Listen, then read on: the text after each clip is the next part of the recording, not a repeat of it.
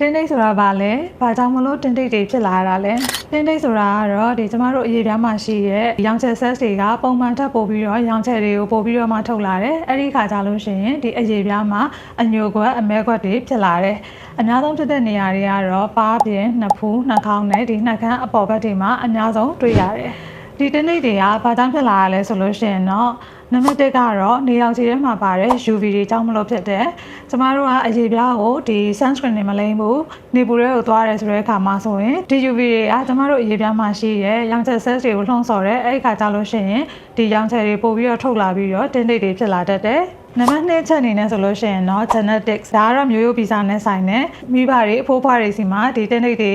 ဖြစ်တဲ့ history ရှိရဆိုလို့ရှိရင်ကိုယ်မှလည်းဖြစ်ဖို့က risk ကပိုများသွားတယ်နံပါတ်3ချက်ကတော့ဟော်မုန်းပြောင်းလဲ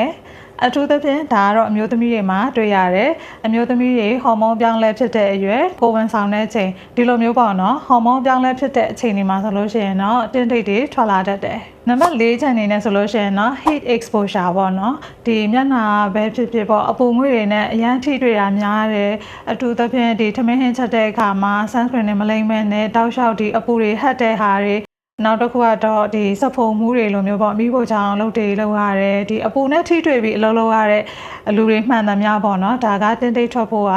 risk ကအများများတယ်နံပါတ်5ချက်အနေနဲ့ဆိုလို့ရှိရင်တော့မသုံးသင့်တဲ့ skin care တွေသုံးပြီးတယ်ဒီ skin care ထဲမှာဒီ steroid တွေအများများတယ်စိတ်မချရတဲ့ပစ္စည်းတွေပါတယ်ဆိုလို့ရှိရင်တော့ဒီဟာတွေရဲ့ side effect ကနေပြီးတော့မှကိုယ်မျက်နှာမှာဒီလိုမျိုးအမဲခွက်တွေဖြစ်လာတတ်တယ်အခုပြောသွားတာတွေကတော့တင်းတိတ်နဲ့တင်းတိတ်ကိုဖြစ်စေတဲ့အကြောင်းရင်းတွေဖြစ်ပါတယ်။နောက်ထပ်တင်းတိတ်နဲ့ပတ်သက်ပြီးတော့ knowledge sharing လေးတွေလုပ်ပေးသွားမှာဖြစ်လို့စောင့်ကြည့်ပေးပါအောင်နော်။